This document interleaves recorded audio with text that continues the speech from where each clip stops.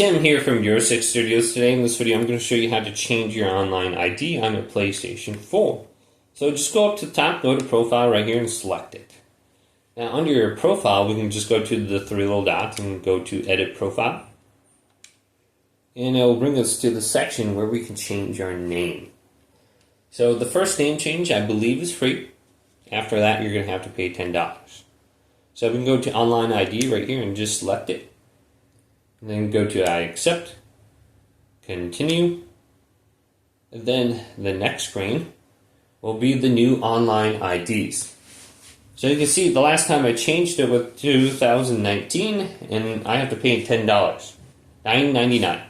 So we can come up with some unique ones right here if we refresh it a few times, or we can just see if something works, like we can just type it in. Let's just type in this and see if that works.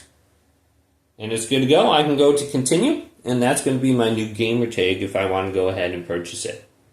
But hopefully this video did indeed help you guys out.